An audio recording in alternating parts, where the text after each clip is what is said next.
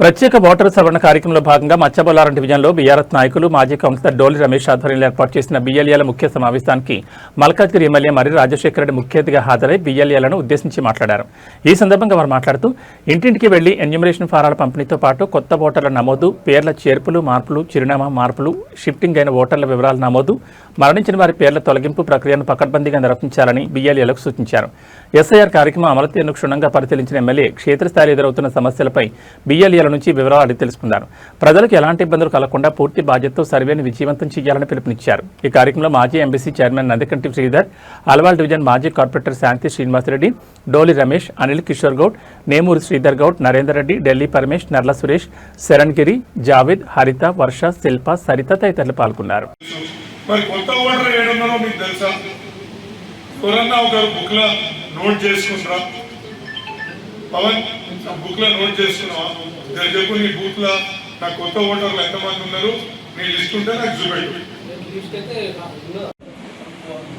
మా మదన్న మీడియా ఉన్నాడు, మదన్న చెప్పండి. ఇంకోరున్నారు టీఆర్ఎస్ అయితే చేయలేపండి, చేయనున్న వాళ్ళు చేయలేపండి. జై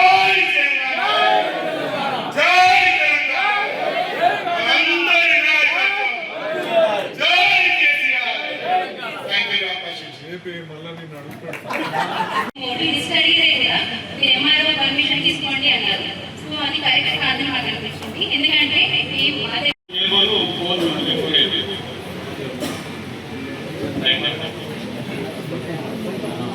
వస్తుందంటే ఇప్పుడు ఫీజర్ ఒకటి తీసుకుంటాం. వాళ్ళు ఏం చేస్తారు, 2002లో వాళ్ళ ఇన్ఫర్మేషన్ ఉంటుంది వాళ్ళ దగ్గర ఉన్నా కానీ వాళ్ళ డిస్ట్రిక్ట్ ఏది రాయాలో వాళ్ళకి అర్థమైంది కదా. మెయిన్ థింగ్ అది. చాలా మంది బీదర్ ఉంటుంది, అలా తెలంగాణ రాయాలా, బీదర్ రాయాలా, వాళ్ళకి అర్థం లేదు. ఆ విషయంలో కొద్దిగా క్లారిటీ ఇవ్వాలి. వాళ్ళకి రానియర్, జనరల్ ఎలక్షన్ పోతే రానియర్, బయటకి ఇప్పుడు వాళ్ళ పర్పస్కే పోతున్నాం కదా మనం. అయ్యా మీ గురించే వస్తున్నాం, మీ ఓటు గురించి వస్తున్నాం. లేకపోతే నేను ఇండియన్ గవర్నమెంట్ ఈ ఓటు లేకపోతే గుర్తించదు. రేపు ఏమైనా సంక్షేమ పథకాలు ఉంటే కూడా మీకు రావు. రేపు ఏదైనా పెన్షన్ రావాలి, డబుల్ బెడ్రూమ్ రావాలి, ఇంకోటి రావాలంటే ఓటే లేకపోతే ఇవన్నీ అడిగేకి వస్తాయి. కాబట్టి ఓటు చేర్చుకోవాలనేది మనం మోటివేట్ చేసుకోగలిగితే వాళ్ళ దాకా మనం రీచ్ అవుతాం. అప్పుడు మనం ఎవరిని గుర్తుపడతాం, పోయి పనిచేసుకోవాలని గుర్తుపెట్టుకుంటాం కదా మనము. ఇంకోటి ఈ మధ్యలో ఒక టాక్ ఏంటంటే మైనార్టీస్ అంతా కాంగ్రెస్ దిక్కుపోతున్నారు. నేను కాదండి, బిఎల్ఓలను చేసిన పక్కన పెడతామమ్మా. వాళ్ళు ఒకవేళ చేస్తారు, చెయ్యరు, మనకు దాన్ని పక్కకు పెడతాం. బిఎల్ఓకి ఎంతైతే అధికారం ఉంటుందో బిఎల్ఏ కూడా అంతే అధికారం ఉంటుంది. కాదంటే వాళ్ళకి తెలియక కొన్ని, ఇప్పుడు మీరు అందరూ ఓటర్ లిస్టు చూపెట్టు, లేకపోతే ఇంకోటి ఏదో చూపెట్టు అంటే కొంచెం ఏదో వాళ్ళకున్న అవగాహనతోటి, వాళ్ళకున్న తెలివితేటలతో వాళ్ళు ఇట్లా చేయొద్దు, అట్లా చేయొద్దు అంటారు. కానీ బిఎల్ఓ ఏదైతే డ్యూటీస్ చేస్తుందో బిఎల్ఏ కూడా అవే డ్యూటీస్ చేయవచ్చు. ఉత్తగినారు బరాబర్. అందులోంచే మీరు కూడా అంతే ఎంపవర్డ్. మిమ్మల్ని కూడా ఫామ్ 6 ఇచ్చిన ఫామ్ 6 అంటే ఏంటో తెలుసా ఎవరికైనా? పరిషత్ నీకు తెలుసా? నీకు ఫామ్ 7 తెలుసా? హరిత ఫామ్ 7 నీకు తెలియదు. శిల్పక నీకు తెలుసా ఫామ్ 7? నీకు తెలుసా శంకరన్న ఫామ్ 7? మధుమామ నీకు తెలుసా ఫామ్ 7?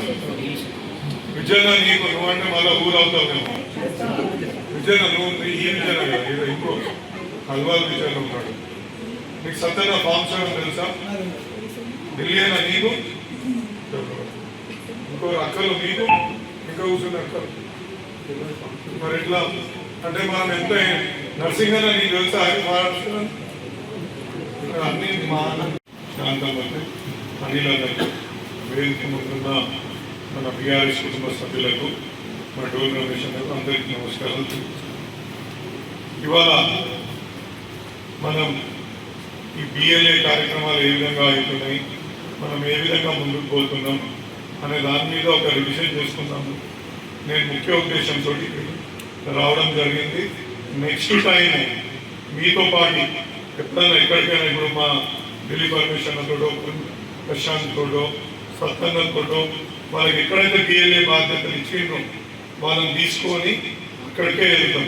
అంటే ఇంకో సెకండ్ లెవెల్ రివిజన్ కూడా చేసుకుందామని నాకు ఉన్నది. నేను శ్రీధరణ ఈ ఖచ్చితంగా ఇవన్నీ చేపిస్తాను. ఎందుకంటే నేను అన్ని డివిజన్ నేర్చుకొని వచ్చింది చెప్తున్నాను. నేనే ఇప్పుడు నేర్చుకున్నా. ఒకవేళ ఇప్పుడున్న ఎలక్షన్ రోజులో మీ బిడ్డలో కొడుకులో కార్డు ఉందక్క, శిల్పక్క కార్డు ఉంది, ఓటు ఉంది, బట్ అది మళ్ళీ ఎలక్షన్ రోల్స్ లో లేదు. అప్పుడు ఏం చేయాలి? దానికి ఇప్పుడు నాకు ఫిరోజ్ ఏం చెప్పిందంటే, అన్న డీసీ ఆఫీస్లో పోయి కంప్లైంట్ చేయాలా? డీసీ ఆఫీస్ కంప్లైంట్ అయిపోయినాక సికింద్రాబాద్ కంటోన్మెంట్ మన కోర్టు భవనం ఉంది కదా, అక్కడ పోయి కూడా మనం అంటే కంప్లైంట్ ఫైల్ చేస్తే మనకు అది ఇచ్చేస్తారు అని చెప్పేసి వాళ్ళు చెప్పడం జరిగింది. సో నేను ఏమంటున్నా అంటే, బిఎల్ఓలు వాళ్ళు గవర్నమెంట్ తరఫున వస్తారు, నీ ఓటు ఉందా ఓటు లేదా వాళ్ళకి అప్రస్తుతం. మనకు మాత్రం మనం అందరూ బిల్డింగ్ కట్టుకోవాలంటే మన వాళ్ళందరినీ మనం జాగ్రత్తగా ఓట్లు వేయించుకోవాలా లేదా, వాళ్ళందరికీ ఉండాలా లేదా, వాళ్ళు పైసలు లేకుండా శక్తి నీకుంటే ఫస్ట్ టైం ఓటర్ మనకే ఓటు వేసే అవకాశం ఉంటుంది. ఎందుకంటే వాళ్ళకు ఎక్కువ రాజకీయం తెలియదు. అరే మా పవనన్న నా ఓటు చేయించిందనే కొంచెం ఆ యొక్క ఏమంటారు గుర్రాతండ్రా వాళ్ళు కృతజ్ఞత భావం వెలిబుచ్చుతారు, రైట్? కానీ నువ్వు ఆ 30 ఓట్ల ఇంటి నంబర్లు, ఈ ఇంటి నంబర్ మీద ఈ ఫ్లోర్లో లేకపోతే ఈ అపార్ట్మెంట్ నంబర్లో మనం నోట్ చేసుకోలేదు అనుకో, చాలా మంది ఏమంటారు అంటే బిఎల్ఓ దగ్గర ఉంది కదా అని మాట్లాడుతాం. మళ్ళా మీకు అందరికి తెలుసు బిఎల్ఓ ఎట్లా పనిచేస్తుంది, రైట్? సో మీరు ఎంట్రీ చేసుకోండి. మీరు ఎంట్రీ చేసుకోకపోతే మనం మోసపోతాం, ఇబ్బంది పడతాం.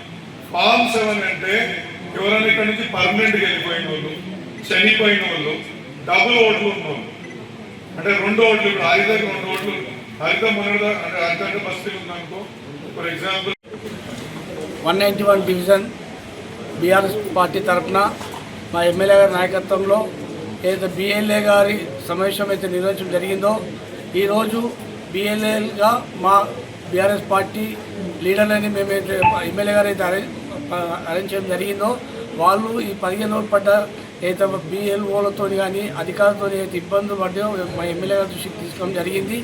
ఎందుకంటే ఓటు మనకున్న ఒకే ఒక హక్కు ఓటు. ఆ ఓట్లు ఇలా చాలామంది గలత్ అయ్యే ఒక సందర్భము. దాన్ని ఓట్లను కాపాడాలంటే ప్రతి ఒక్కరు సహకరించాలి. మరి అధికారులు ఆ ఓటుకి ఎంత విలువనిచ్చి పనిచేయాలనో అంత పని చేస్తలేరు. ఇలా ఇక ఫోన్ చేసినా కానీ అడ్వర్టైజ్మెంట్ వస్తుంది. అది ప్రతి ఒక్కరు ఎస్ఐలో పాల్గొనండి అట్లాంటి అడ్వర్టైజ్మెంట్ కానీ లేకుంటే అధికారులతో ఇట్లా